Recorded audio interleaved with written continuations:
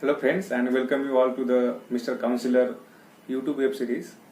जैसे कि आपको पता है दोस्तों कि राजस्थान में जो है बड़े इंटरेस्टिंग और पॉलिटिकल डेवलपमेंट हो रहे हैं यहाँ वहाँ पे, और उसी में जो है अभी हाई कोर्ट का आज ही जजमेंट आया है, राजस्थान हाई कोर्ट का। और वो जजमेंट जो है स्टेटस को ऑर्डर करता है स्पीकर को, यानी कि स्पीकर जो है डिसक्वालिफिकेशन प्रोसीडिंग को अभी इनिशिएट नहीं कर सकता। और ये जो जजमेंट है चीफ जस्टिस महंती और जस्टिस प्रकाश गुप्ता ने राजस्थान हाईकोर्ट के दिया है। इसमें एक बड़ी इंटरेस्टिंग चीज जो दोस्तों मुझे लगी कि जो हमारे सीनियर एडवोकेट अभिषेक मिनी सिंघवी सर स्पीकर के लिए राजस्थान हाईकोर्ट में अपील हुए थे। उनका कहना था कि article 212 of the constitution of India, उसके तहत ये कहा गया है कि किसी भी हाउस प्रोसीडिंग को जो है किसी कोर्ट ऑफ लॉ में चैलेंज नहीं किया जाएगा, उसे क्वेश्चन नहीं किया जाएगा। और at the same time para 6 सब para 2 of the 10th schedule of the constitution of India says that disqualification proceeding is nothing but a house proceeding.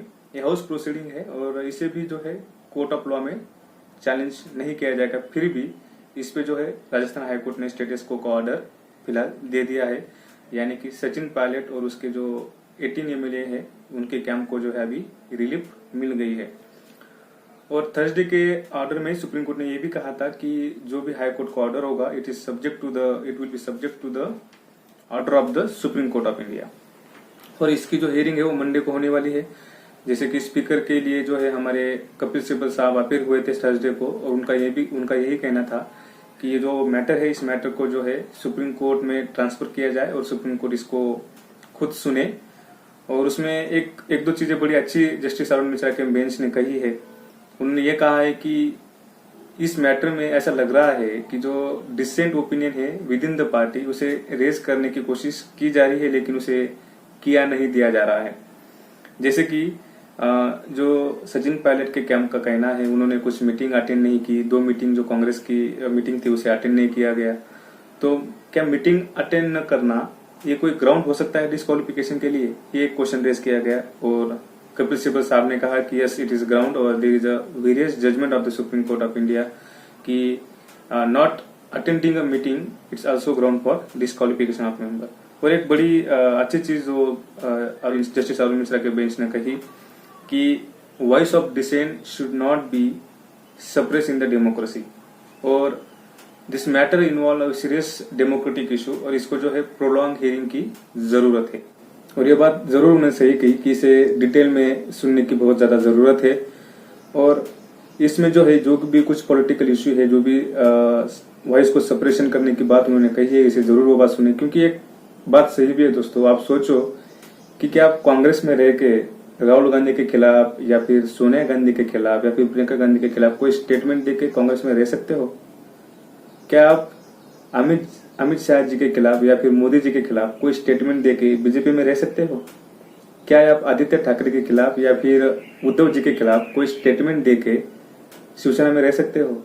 क्या आप कोई स्टेटमेंट अजित पवार जी के खिलाफ या फिर शरद पवार जी के खिलाफ देके एनसीपी में रह सकते हो?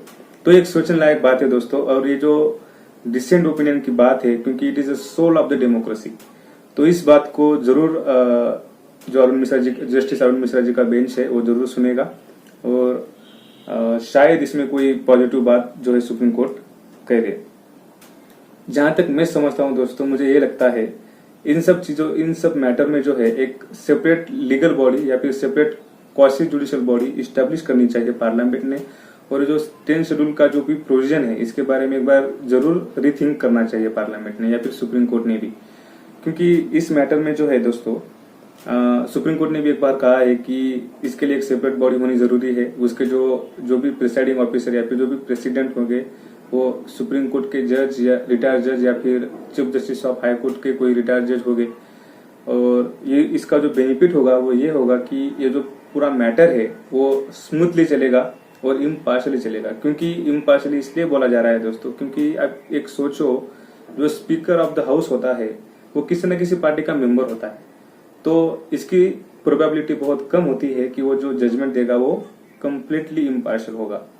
तो इसके बारे में शायद सुप्रीम कोर्ट मंडे को जो हियरिंग है उसमें जरूर कुछ ना कुछ सोचेगा और पार्लियामेंट को कुछ ना कुछ डायरेक्शन देगा। आपका बहुत बहुत शुक्रिया दोस्तों। जो भी फर्दर पॉलिटिकल डेवलपमेंट होगा 27 जुलाई के बाद, उसके बारे में हम जरूर एक वीडियो बनाएंगे, इन डिटेल में बनाएंगे। तब तक के लिए बहुत बहुत शुक्रिया। और आपको अगर मिस्टर काउंसलर के वीडियोस पसंद आते हैं तो शेयर, लाइक और सब्सक्राइब जरूर कीजिएगा। बेहद बेहद शुक्रिया।